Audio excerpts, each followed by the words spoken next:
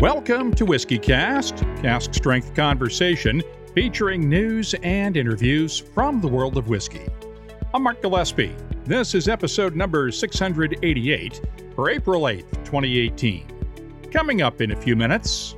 If we took traditionally made whiskeys, aged them for enough time to get enough color and enough oak phenolics, and then used the technology to remove these congeners, these minor alcohols, that we end up with a very drinkable whiskey without waiting as long.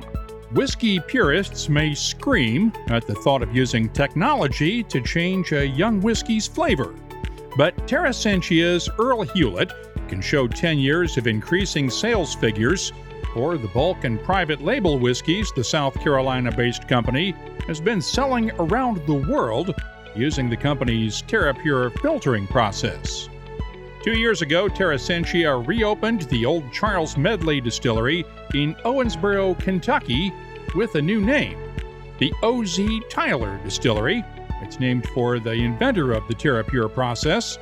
And this week, the first bourbon to carry the O.Z. Tyler brand will be released. I'll talk with Earl Hewlette about the process and the reaction to it so far in Kentucky, where they take bourbon tradition seriously. That's coming up later on WhiskyCast In-Depth. I'll also have the calendar of events, your voice, and the What I'm Tasting This Week department, all coming up on this week's WhiskyCast. This is Whisky, Johnny Walker's Scotch whisky, from this place and these people, aye, Scotch makers, creating the bold and complex flavour of Johnny Walker Black Label. Step right up. WhiskyCast, brought to you by Redbreast, the definitive single pot-still Irish whiskey. Those in the know Redbreast.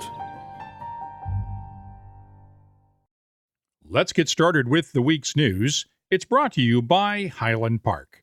And we'll start off in Kentucky, where state lawmakers have taken another step to modernize Kentucky's liquor laws. The state's distilleries drew more than 1 million visitors last year, and while there are no statistics on how many bought bottles from the distillery visitors centers, we do know how most of them went home in car trunks or as checked baggage on airlines. Pretty much all of them. That's because it's always been illegal for the distilleries to ship bottles home for their visitors. Unless Governor Matt Bevin surprises everyone with a sudden change of heart and a veto this week, that will change this coming Friday. Distilleries will now be allowed to ship up to 4.5 liters, which works out to 750 ml bottles, each day to a distillery visitor's home, with some limits. They'll also be able to offer visitors the ability to have up to 12 bottles sent to them over the next calendar year. Think of it as a Whiskey of the Month Club deal. Bourbon tourism has become one of Kentucky's major economic development initiatives, and Kentucky Distillers Association President Eric Gregory was one of those pushing for a change in the law. The number one question we get from visitors is, why can't I ship my bottles home? I flew in. It's a hassle to get anything, checked or taken on an airplane. I'd like to really ship this back to my home state. So we spent months doing a lot of research and realized that we're kind of in the same place that California was, 40 years ago with wine country. And they had a very active campaign called freethegrapes.org, and now 44 states can ship wine. So we developed a campaign called Bourbon Without Borders and met really over the past year with legislators in the governor's office and the ABC and others, and said, we really need to address this and figure out a way to let visitors ship their bourbons back home. So this will not let people mail order directly from a distillery. You actually have to visit the distillery to set this up, right?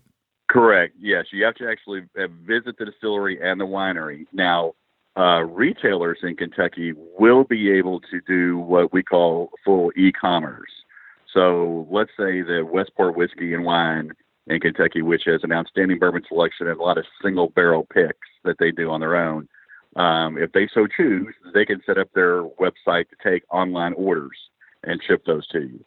Now, the whole caveat in all this is reciprocal states.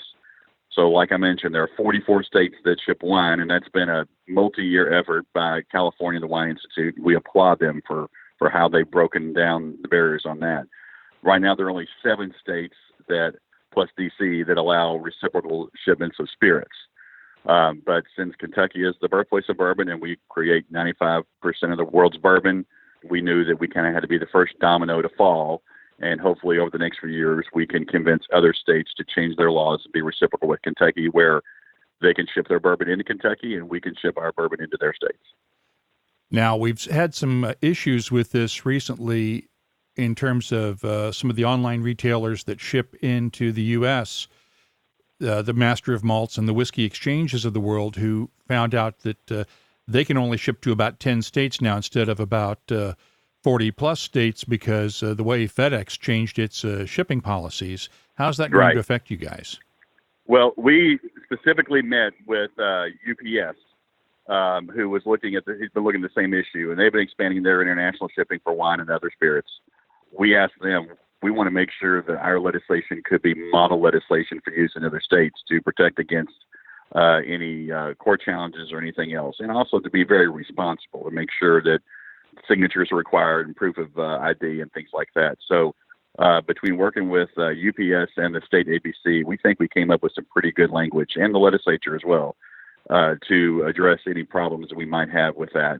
And, it does put the responsibility on the seller to make sure that you're shipping into an area that has reciprocity. We think we've addressed that situation, but like any law, I'm sure there'll be tweaks down the road. We'll learn from this and keep moving forward each year, but we think we're in a good spot. And clearly, you guys worked with UPS because Louisville is one of their big headquarters. 2 great Kentucky industries working together. I've already got their campaign slogan for them, "What can brown spirits do for you?" That's a freebie on us. They loved it, and I'd love to have a UPS kiosk or something in every distillery in the state. They're very interested in this. They understand that we're just at the tip of the iceberg here on reciprocal states, so they're getting in the ground floor. But again, we wanted to create model legislation so you could literally take Kentucky's legislation and bring it back to your home state and pass it, and it will work for everybody. Now for the bad news. You'll have to live in one of 7 states or the District of Columbia to be able to take advantage of the change in Kentucky's law right away. Those states are Arizona, Hawaii, Nebraska, Nevada, New Hampshire, North Dakota, and Rhode Island. As for the retailers, I checked with Chris Zaborowski of Louisville's Westport Whiskey and Wine. He told me in an email that he had been shipping to longtime out-of-state customers until last fall, since the state was turning a blind eye to out-of-state shipments. But UPS cracked down on that and started requiring that retailers prove they could legally ship out of state. He's waiting for word now from UPS on how the new law will be implemented before he resumes shipping. Now there's one other point. Normally, new laws do not take effect in Kentucky until 90 days after the end of the legislative session. That's usually sometime in July. However, Eric Gregory says this bill had so-called emergency language in it, allowing it to take effect as soon as the governor signs it, or 10 legislative days after it reaches his desk, not counting Sundays. That deadline is this coming Friday, April 13th. Of course, changing liquor laws does not usually count as an emergency, but applying it in this case allows the new law to take effect before the Kentucky Derby draws thousands of tourists to Louisville on May 5th, and well-heeled bourbon lovers come in for the Kentucky Bourbon Affair in June. Also out of bourbon country, Bardstown's newest distillery will also be able to take advantage of that new law pretty much from opening day. Lux Row Distillers will have its grand opening on Wednesday, though it's quietly been welcoming visitors for a few days now. The distillery is owned by St. Louis-based Luxco and will be the new home for Rebel Yell, Blood Oath, and Luxco's other whiskeys. Remember a couple of weeks ago when bourbon and other American whiskeys escaped being part of a trade dispute between the U.S. and the European Union over steel and aluminum tariffs? Well, the U.S. has a much bigger battle going on now with China, and the Chinese government is taking dead aim at American whiskeys. It's threatening to impose a 25% tariff on American whiskeys and 105 other U.S.-made products to retaliate for the American steel and aluminum tariffs. U.S. President Donald Trump responded to that move with a threat to go after another $100 billion in tariffs against imported products from China. While American distillers have been looking at China for years now as a potentially huge export market, their actual exposure to these tariffs is limited. The U.S. only exported about $9 million worth of whiskey to China last year. To put that in context, overall whiskey exports from the U.S. last year broke the billion-dollar mark for the first time. In other news, last time around I had my tasting notes for Box Distillery's Kirkus 2 Alba Swedish single malt. That may well be the last release under the Box Distillery name. We got word this weekend that Box is changing its name soon to High Coast Distillery. Box's Jan Groth confirmed the plans for the change, but declined to give more specifics until the official announcement this coming week. The new name comes from Box's location in Ådalen, Sweden, along the country's high coast. We'll have more details at the WhiskyCast website as soon as they're available. And on a sadder note, we also got word this week of a distillery that will be closing its doors for good. We met James Yoakum of Cooper River Distillers in episode 629 last year. This week, he announced that the distillery in Camden, New Jersey, will close at the end of April. We'll have more on this next time around, but James said in an email that they were selling everything they could bottle, but they just weren't able to make enough spirits to keep the doors open. Let's talk about new whiskeys now. In late 2016, Buffalo Trace gave us a preview of the new OFC vintage line of bourbons when it made the first release of bottles from 1980, 1982, and 1983 available to U.S. charities for their fundraising projects.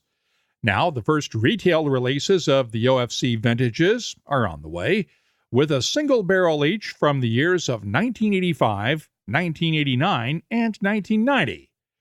As you might expect, the Angels really went after these barrels.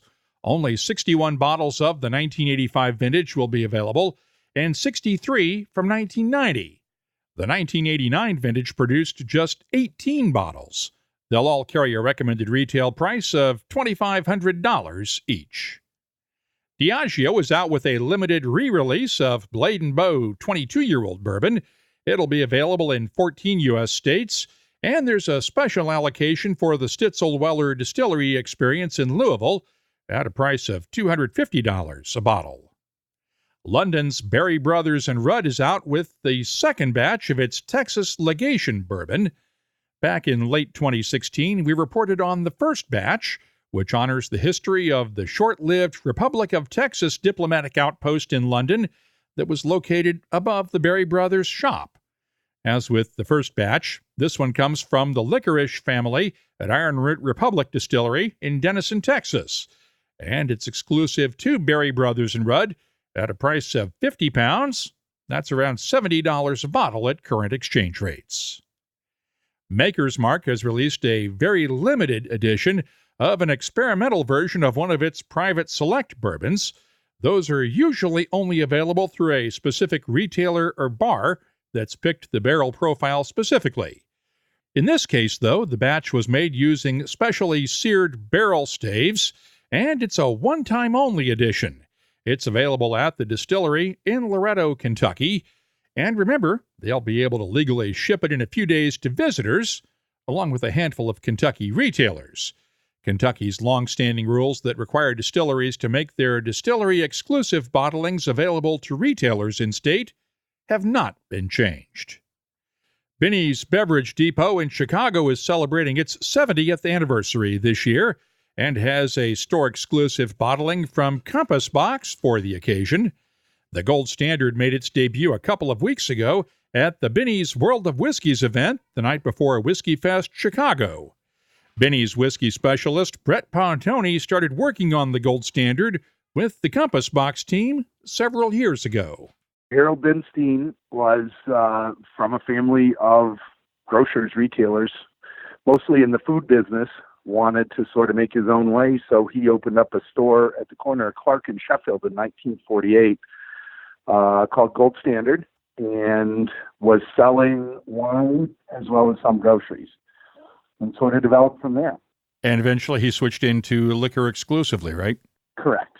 And it was, at that time, it was unusual. There weren't many people in the city that were doing exclusively liquor and wine. So he would have been, for Chicago purposes, he would have been a pioneer. So how'd you work this out with John Glaser to create Gold Standard?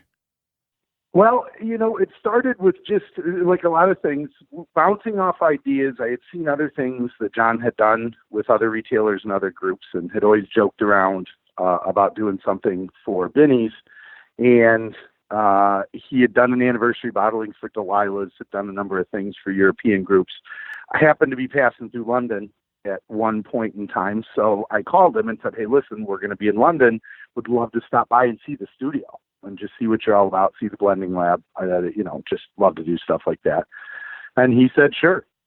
So we stopped by. He was in and out that day, but we got to sit down and play in the blending lab with Greg Glass, who was working with John as a blender at that time. So this is going back about 4 years. We just started playing around and drafting and just talking about the technical aspects and the flavor aspects of blending a whiskey. And, what's too much and what's not, and what mistakes people make. Greg had some experience doing this, and so we talked about what mistakes other people had made, just putting together things like this. And we just went through probably 6 or 7 iterations until we struck on a flavor profile that I liked, which was, a lot of body and depth, sort of round and rich, full mouth feel, but with just a little bit of spice and a little bit of complexity. And the biggest thing that we learned is the easiest thing to do when you're blending any sort of Scotch whiskey is you got to be really, really, really careful with Islay and peated whiskey. Oh, yeah. And this final blend, of course, as with just about anything out of Compass Box, has a lot of Kleinleach in it. It does, which it's funny because the materials that John has worked fine for me because I personally happen to like Kleinleach. Oh, yeah. And then what else went into it? Well, we had, like with a lot of things he does for backbone, one of the things we talked about putting together something structurally is people are now finally starting to recognize the value of grain whiskey and the value of older grain whiskey. And that kind of is a little bit of a backbone that we want to have. So what we were working with, the broad raw materials, and quite frankly, working blind, like joking around trying to guess what the components were, but we were really working with an older grain, a somewhat, sort of round but spicy Highland, some more heavily sherried material, and then a little bit of peated material. And we really just very broadly working with those flavor profiles put together the blend. And then it was only after the fact that we revealed exactly what it was. So it was less being label conscious about what was going into it and more about just trying to get the flavor right. And once we squared the flavor around, then it was like, well, this is now what you've been trying. And it turned out to be some 20 plus year old Kleinleach, some late 20s Port Dundas, shuttered now. And then the sherried component was a mid-teens Tininic. And then originally when we put the blend together, because again, this was going back to 2014, 2015, originally the peated component was all Kahlua. And it just so happens that then we started working on label approval and we bounced through a whole bunch of ideas and it took a while to get the label done. The blend was easy. The label was a little bit more difficult. When we finally started knowing for sure that we were going to do this, and we were getting close on the label, because some of the materials had gone away, John, with what he had at hand 2 years later, reconstructed the blend that we had originally done with Greg Glass in Chiswick in the studio. The biggest thing we came out of it, because he just so happened to have had some of the materials left over from the No Name that he just recently released, we were able to utilize some of that. Okay. So the core of it remained the same. Right around the 15% of the older Port Dundas, the core of it was the 20s Klein Leash, and then a small amount of that sherry tunic to get a little bit of roundness, a little bit of bite from the sherry, and then a small amount of the peated, which turned into a mixture of Kalila and Ardbeg. Tell me about the label approval, because you hinted at this. What kind of trouble did you have getting the label approved? It wasn't label approval. It was just because this was something we wanted to make sure that the label captured. John's effort was to make sure that the label captured the time, and part of the compliance was making sure the images we were using, the Illinois Liquor Commission would approve of. And then the rest of it was because we were honoring the family, making sure we had the correct images that would somewhat tell the story and the history of the chain and the development, and where the stores were in 1948 and where the stores are in 2018. So a little bit retro, but a nice mashup of old images from the history of the company. Benny's has slightly more than 1,000 bottles of the gold standard available at $140 each. I'll have tasting notes for it soon at whiskycast.com. Glenmorangie has unveiled the second release in its Bond House #1 Vintage collection. The Grand Vintage Malt 1989 is the distillery's first single malt to be finished in Côte Rôtie casks from the Rhône wine region of northern France. It's been bottled at 43% ABV and will be available worldwide and in travel retail. The U.S. recommended retail price is $665 a bottle. And the English Whiskey Company is out with its annual limited edition rum cask matured single malt. Only 1,150 bottles are available at around 50 pounds each. Again, about $70 a bottle at current exchange rates. Let's update a story now from last week when we heard from Dave Broom about the Kickstarter campaign to fund production of The Amber Light. It's a documentary about Scotch whiskey's place in Scotland's culture. I'm happy to report that the campaign ended this weekend on Kickstarter and reached its goal, with more than $61,000 pledged to help cover the costs of making the film. We'll keep you posted as work moves forward on the project. And finally, the Worshipful Company of Distillers will host the annual Distillers Charity Auction this Tuesday night in London. The annual auction supports a number of charities, and here's just one of the rare bottles up for bids that night. If you're a long-time listener, you know about my other passion, auto racing. 50 years ago this weekend, the great Jim Clark was killed in a crash during a Formula 2 race in Hockenheim, Germany. The Jim Clark Trust was established to support charities in Scotland, and Morrison & Mackay has produced a special one-off bottling of a 1965 Strathclyde single grain to be auctioned for the Jim Clark Trust. The year is special to Clark's fans. That was the year he became the only driver to win both the Indianapolis 500 and the Formula One World Championship in the same year. Tickets for the auction are still available, and there's a link in our show notes at whiskycast.com. Of course, that's also where you can keep up on the latest whiskey news all week long. The news is brought to you by Highland Park, the Orkney single malt with Viking soul. Look for the classic 12 and 18-year-old Highland Parks, along with Valkyrie, Full Volume, and the rest of the Highland Park lineup at a whiskey shop near you. Or find out more at highlandparkwhiskey.com. Redbreast fans have always cherished our whiskey's sherry notes, so we set out to embellish that character. Introducing the Redbreast Listowel edition, a quintessential single pot still Irish whiskey finished in first fill Oloroso sherry casks from Spain's prestigious Bodegas Listowel. Carrying Redbreast's trademark pot still spices and dark dried fruit notes, the Listowel edition is graced with an enduring sherry finish that would be better described as a final act. Discover the newest branch on the Redbreast family tree. Let's open up the inbox now for this week's Your Voice, brought to you by Lot 40.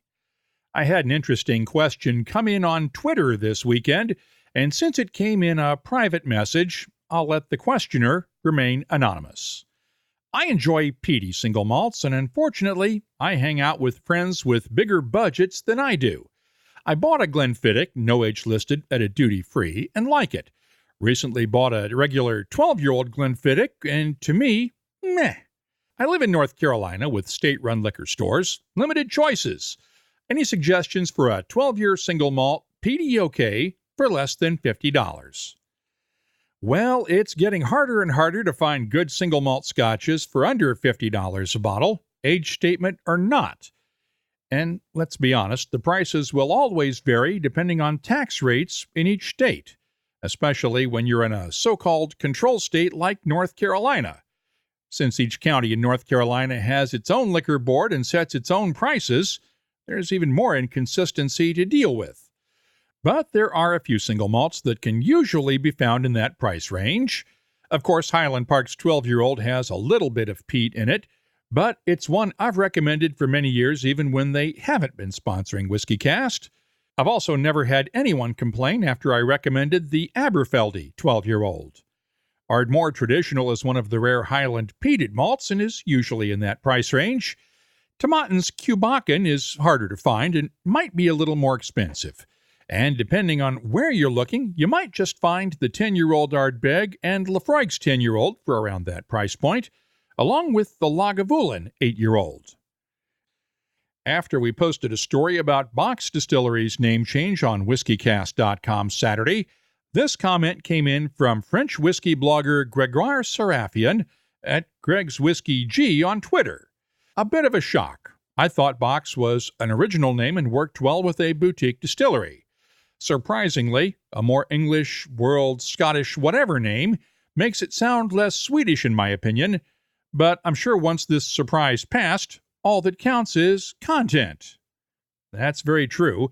The name on the bottle might get you one sale, but if the stuff inside the bottle isn't good, you'll never get a second one.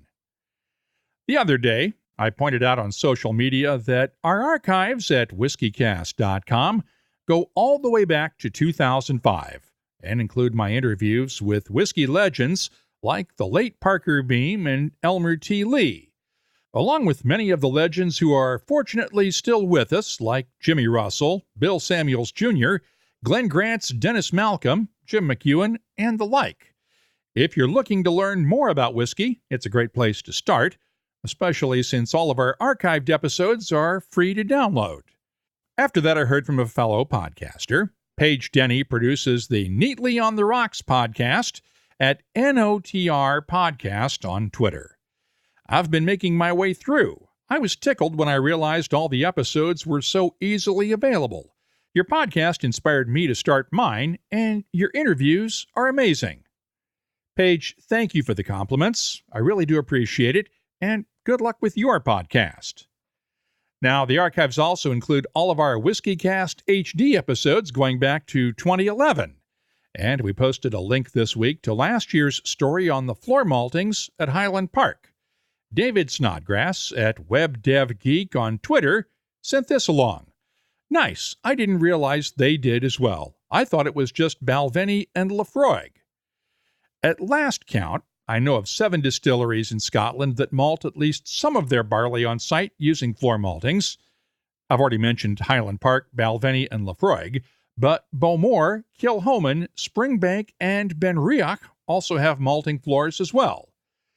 Now, there could be others in Scotland that I don't know about, especially among the small-scale distilleries. And, of course, there are a few other distilleries outside of Scotland that have their own malting floors, too. I suspect I'll be getting a few updates on those in the coming weeks, and that's great, because if you have a question, a suggestion, or anything else you'd like to share with whiskey lovers around the world, you can always post it on the Your Voice page at whiskycast.com, or you can track me down on Facebook, Twitter, Instagram, and Tumblr at WhiskyCast. My email address is comments@whiskycast.com.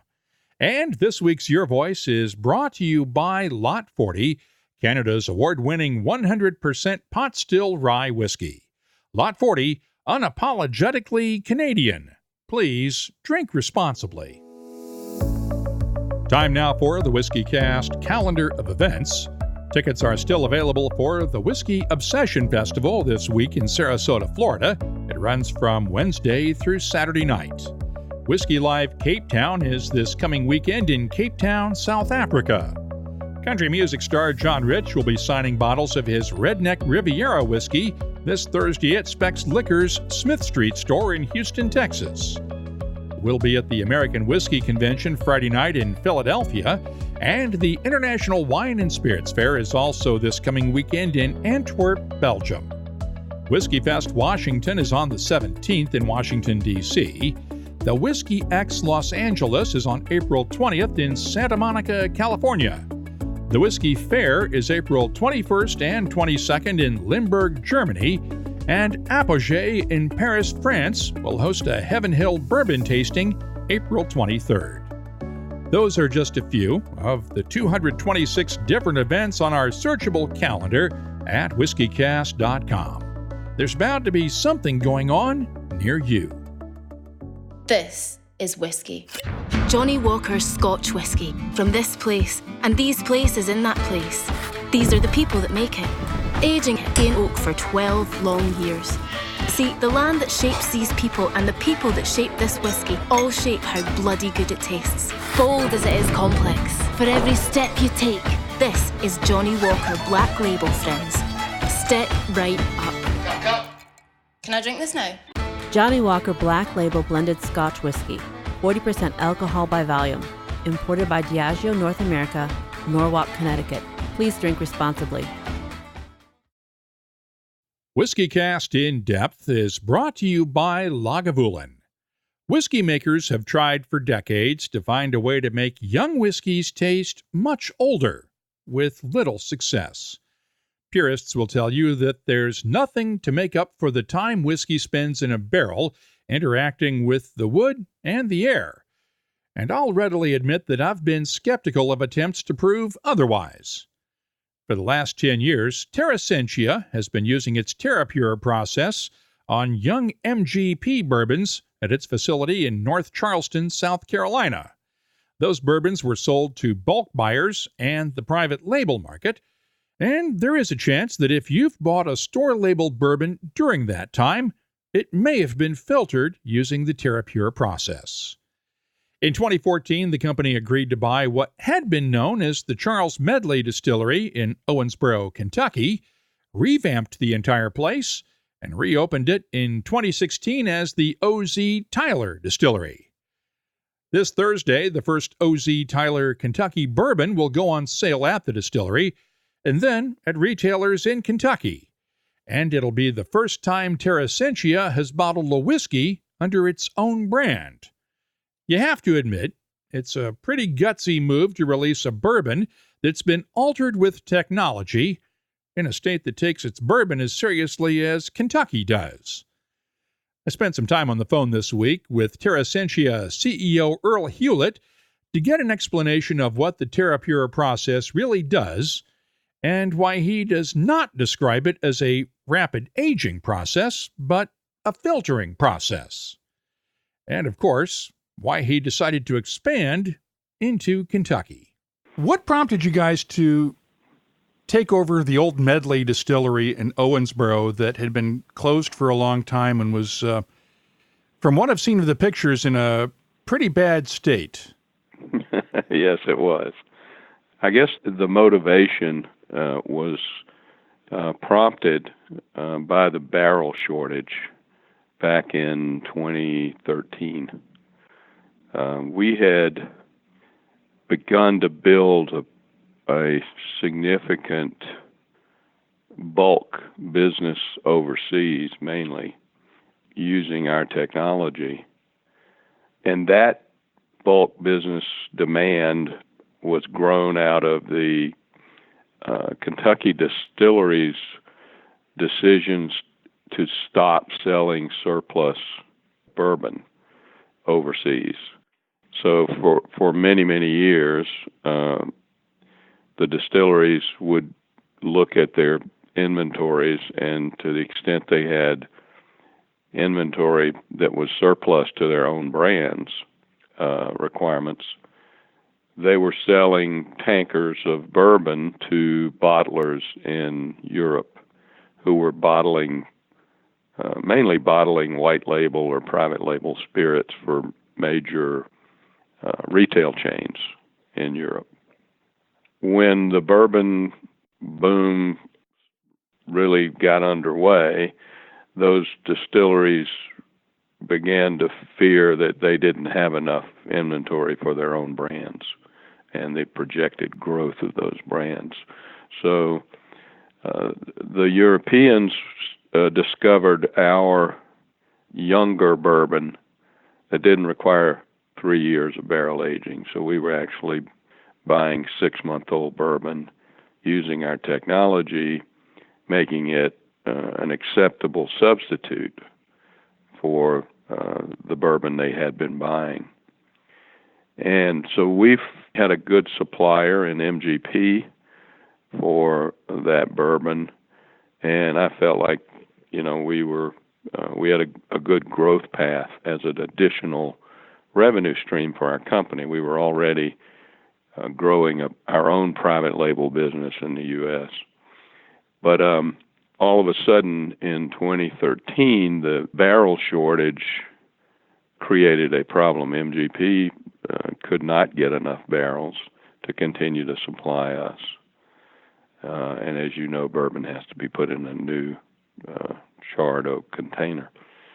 So that made me think that we needed to look at the possibility of getting control of our supply chain.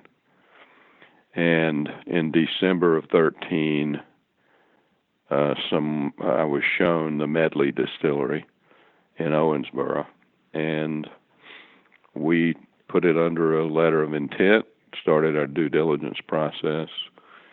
It definitely required some vision to believe it could be brought back. But, we've hired the best people we could to look at every aspect of it and get a good sense of what the cost might be and how long it would take, and got comfortable enough that in May of 2014 we closed on the acquisition. We liked the history, we liked the town, the city of Owensboro. We liked the fact that it was in Kentucky, and we liked the fact that we thought we could modernize it. But in early 2016, we closed on our financing, and then in August of 2016, we completed the renovation and opened our first barrels at the end of August. So you don't really have 2-year-old whiskey yet out of there, do you? No, and we're not offering straight bourbon. It's Kentucky Bourbon whiskey, aged a year and a day. Which is the requirement under state law, and then you run it through the process, which we'll talk about in a few minutes. Yes, correct. That's correct. In hindsight, would it have been easier for you to build something new from the ground up? No.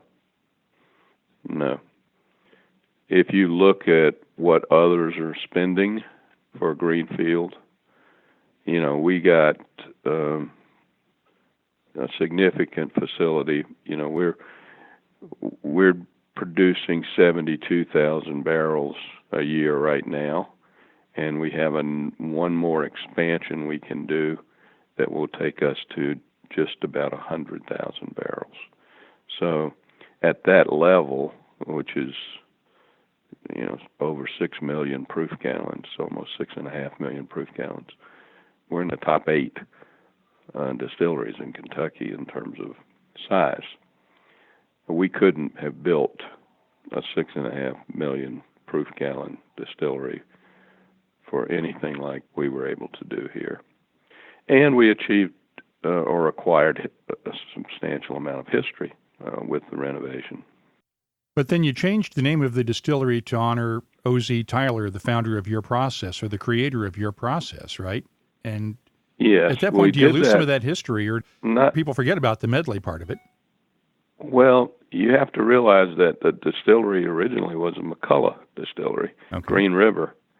Medley's came along after Prohibition, and there was a succession of different owners. Fleischmann's owned it at one time. I mean, there have been a lot of owners of that facility, and then it cycled itself back into the Medley family. So, Charles Medley became the Charles Medley Distillery, but it was his earlier generation that really bought it and got it moving after Prohibition. So there's been a succession of ownership. And the problem we had, I think Charles would have been happy for us to keep his name on the distillery. But the difficulty was that he had his Medley brands. So for us to own a distillery named Medley and not be able to control our own branding out of that distillery was a problem for us. So we really were put in a position from a purely commercial standpoint to rename the distillery. And we had a decent, we thought, first of all, Ty Tyler, Orville Zelotes Tyler, was worthy of having a distillery named after him because of his contribution to our technology. And we thought it was a good brand name. So we feel like we accomplished several goals with that. And it does sound like an old legendary Kentucky name that you'd expect to see on a Kentucky bourbon. Yep. Tell me about Mr. Tyler, because a lot of people don't know about him in the bourbon world and in the whiskey world. Right. So tell me about him. So Orville Zelotes Tyler III, and with that name, you can imagine he adopted a nickname pretty early. So he was known to all of us as Ty Tyler. His name Ty didn't come from Tyler. It came from Tybee Beach, which is where he was born, just outside of Savannah. So his family called him Ty from an early age. He developed into a very courtly Southern gentleman.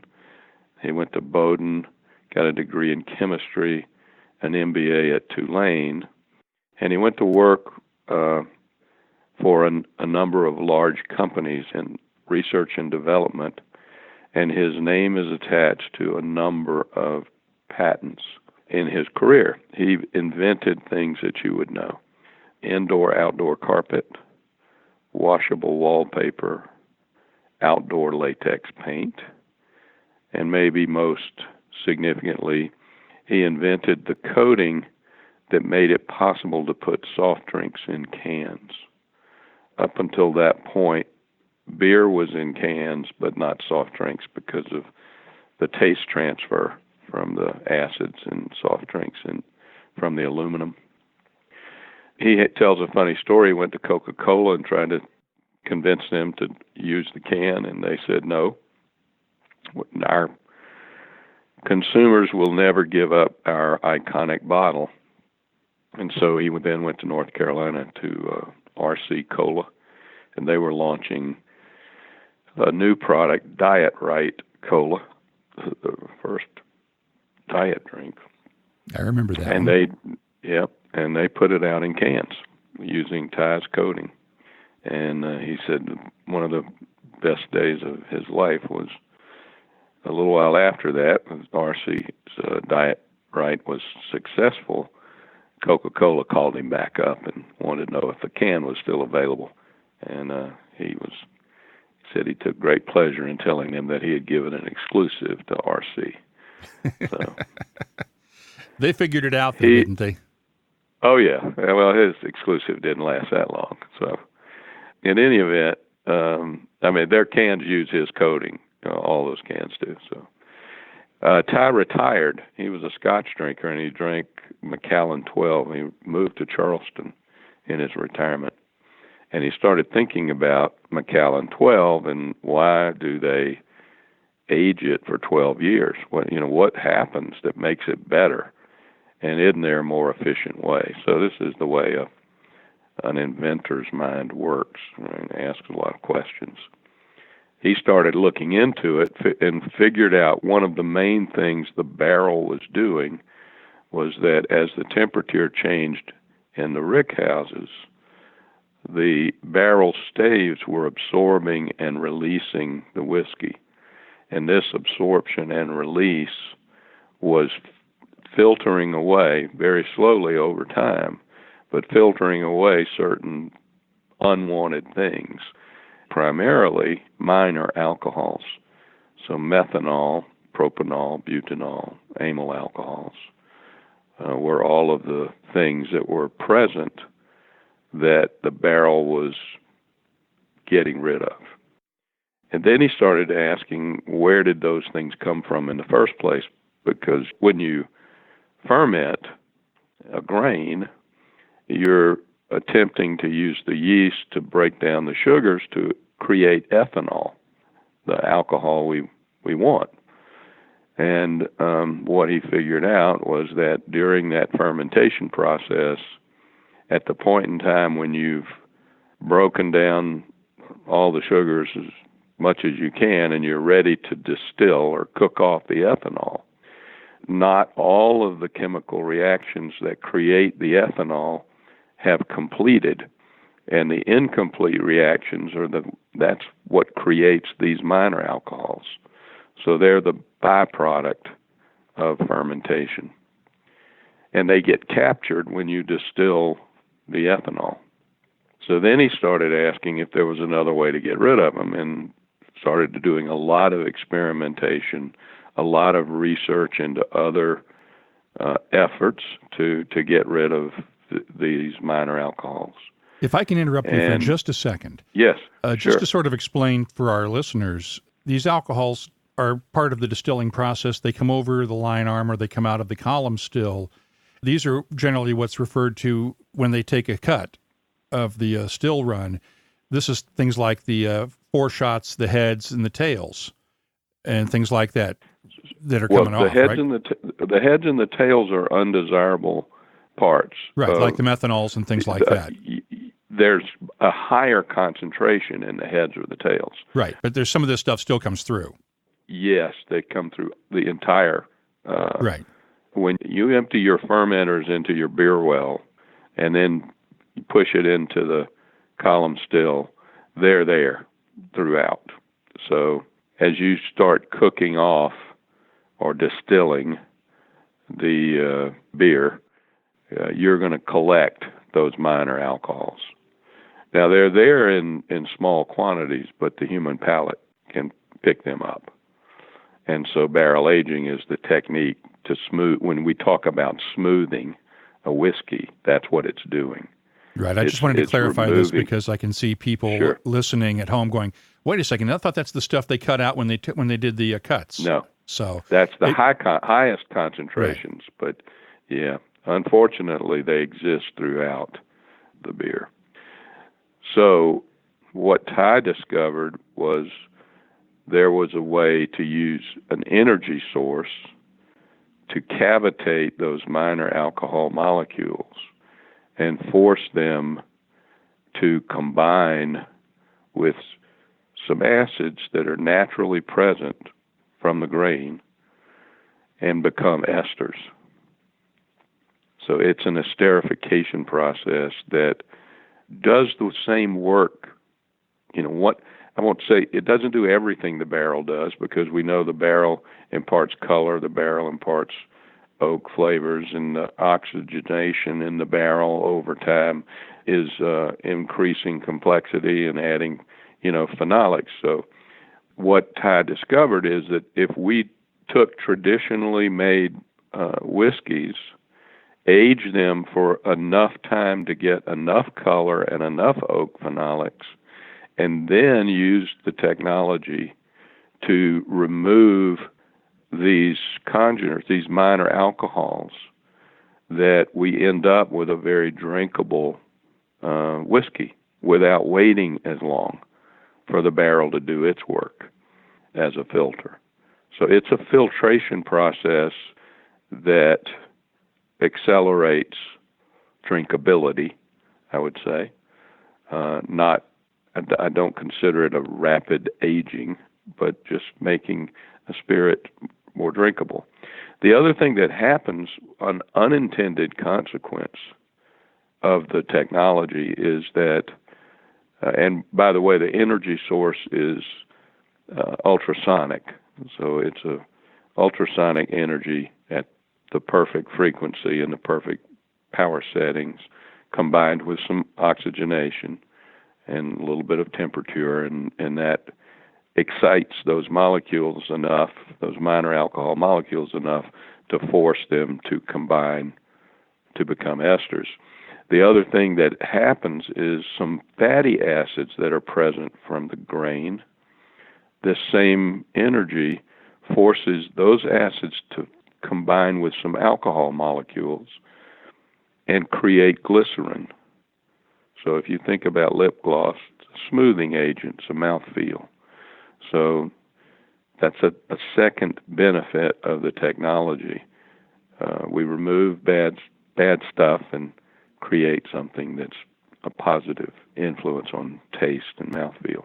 And I want to put this in layman's terms, just so that people understand. When you're talking about an ultrasonic device, I'm thinking, for instance, of these electronic toothbrushes that vibrate really rapidly. And obviously, you're not using something like that. It's more of an industrial tool, but it vibrates very rapidly. And that's the ultrasonic technology. Exactly. It's a cavitation. I'm trying to think of something a consumer would be using to explain this. Yeah. So how about if you have a little ultrasonic devices that you put your jewelry in to clean them? Yeah. That would be an example. And basically, you're using ultra-high frequencies to vibrate water molecules and to clean. And these are essentially industrial speakers. They don't look like speakers, but they emit ultrasonic frequencies in a very controlled chamber. So it takes us about 8 hours to process 1,000 liters through one of our machines. So that's the time savings. So what happens for us is that we're able to use younger product, which is cost effective. We don't have all the evaporation that happens. We don't have all the warehousing cost. And then we create a very, very drinkable, smooth spirit, very little burn or bite. And that, glycerin gives you good mouthfeel. So in some respects, we never claim, we don't take young bourbon and turn it into Pappy Van Winkle. What our goal is to achieve something that's drinkable on its own, or mixable and enjoyable, and I believe we've done that. I can, tell you we shipped 330,000 proof gallons of our TerrePURE spirits last year, all over the world, and we'll do 400,000 probably this year. So, for years now, consumers have been enjoying, our spirits. So that to me is the test. And if you think about it, the majority, probably 80+% of all the bourbon enjoyed in the world is aged 4 to 5 years. The super aged, expensive collectors type bourbons are much older, but also much smaller volumes. So the bulk of the bourbon consumed in the world is in that taste profile that you get from barrel aging, 4 years or a little over 4 years. That was our goal, is could we get to something that would compete on a taste basis and an enjoyability basis with that product. And that's what I believe we've done. When you opened up the distillery in Kentucky and announced the plans to use the TerrePURE process there, I can imagine that there was at least a little bit of heartburn from traditional Kentucky bourbon lovers, and if not the distilling community, that you're coming in and sort of shaking up the way things have been done there for well over a century, with that exception of that little time we don't like to talk about much during Prohibition. It was, I would imagine you probably got a real interesting reception. Well, I'll tell you, it wasn't like you probably would have thought or expected. And you have to realize that we've been in business now for 10 years using our technology. So we've had a lot of experience with skepticism, most of which goes away when people actually taste and experience our products and taste before and after processing. And as I said, we've, ultimately for us, despite the fact we won 100 plus medals, but the medals aren't as important as do people keep buying your product. And, that we're extremely happy that that's continuing. But I would say that the distilling community was extremely open. There was curiosity, but, we still make bourbon the way everybody else makes bourbon, and we age bourbon. And we still sell a lot of bourbon from our distillery to people, to brands who need bourbon, traditionally aged bourbon. So, our processed bourbon, our TerrePURE bourbon, is never going to replace an existing brand. That'd be like new Coke. You don't mess around with a taste profile and a, brand equity that you've built over years. So that's not the way we inserted ourselves into Kentucky. What we did is said, look, we're going to make bourbon just like everybody else does. We're going to age it, but where it's appropriate, where we have customers that want TerrePURE bourbon, we've got the luxury of being able to take younger bourbon and use our technology and offer it to those customers. So we use TerrePURE where it's appropriate, where the customer wants it. And we continue to purchase significant amounts of bourbon from MGP and use that bourbon as well with our technology. So the distilling community, as you know, we're at the highest level of the Kentucky Distillers Association. I'm on the board of the Kentucky Distillers Association.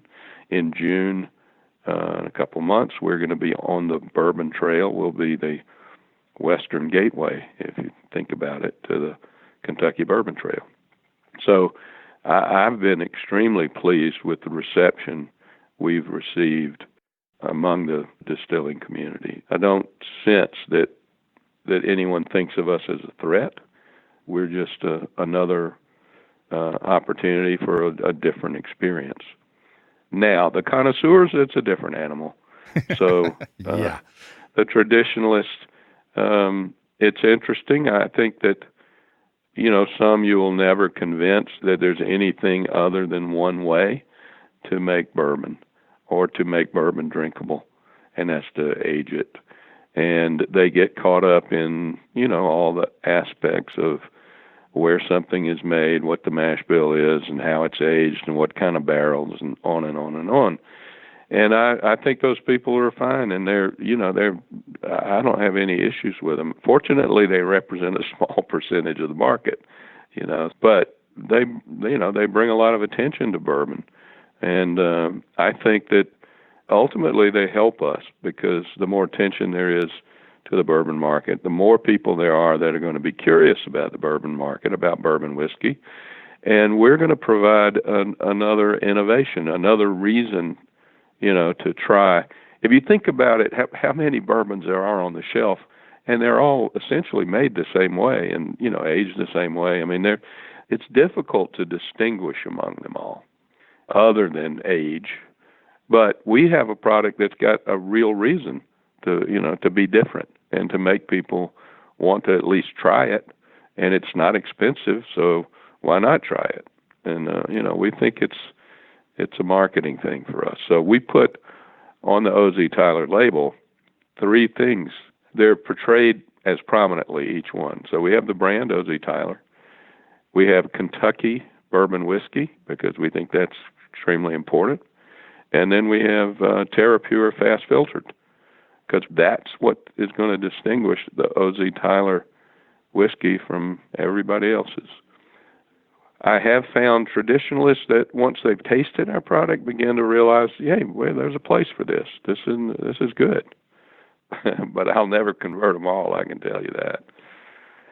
I like to kid with them because I like to ask them, well, then, you're such a traditionalist. You probably didn't like it when the coffee still, the column still came along, or chill filtering, or small barrels, or heat cycling, or any other innovation that came along. So if you're just against innovation, you're against innovation and cling to your tradition, that's fine. I don't have a problem with that.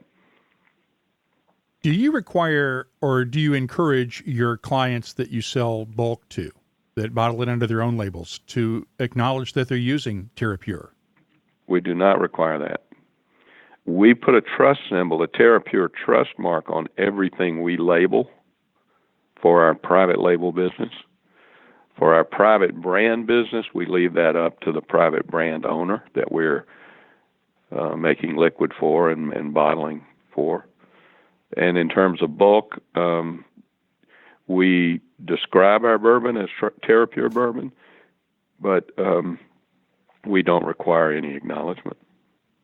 So there's a pretty good chance that if somebody has bought a store label bourbon from a retail chain, and I'm not going to name any names, and I know you're not going to tell me, but there's a pretty good chance that somebody who's bought a store brand or one of these unknown brands that they see on a shelf, is there a pretty good chance they may have tried your TerrePURE bourbon and not known it?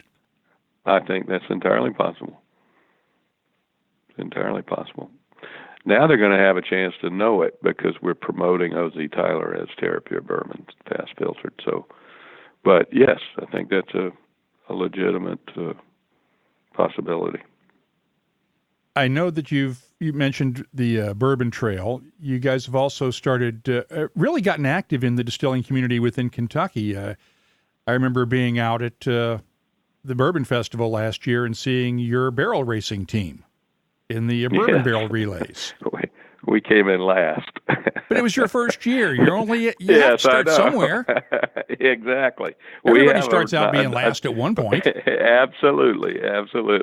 We had a great time, and we're committed now to improving our position. We have a practice area, so and we're looking forward to this year. But yes, we've tried to participate in the community as much as we can. We're having fun with the distillery. We've got 50 hams hanging in a rick house. We make our own honey. We have hives on site. We're trying to have fun with this. And make some money too. Well, I don't know how much money you can make off honey and hams, but we'd like to make money off our bourbon. When you open up the Bourbon Trail and open up that visitor center, got to have something else to sell besides whiskey. Yeah. Well, we've got the visitor center open now. I mean, we're doing tours 6 days a week, and we did, I think we did almost 8,000 people last year. So this year should be significantly higher. So we enjoy showing off the distillery because we've got a set of historic buildings with very modern equipment. We run our distilling operation because everything's automated with 3 people.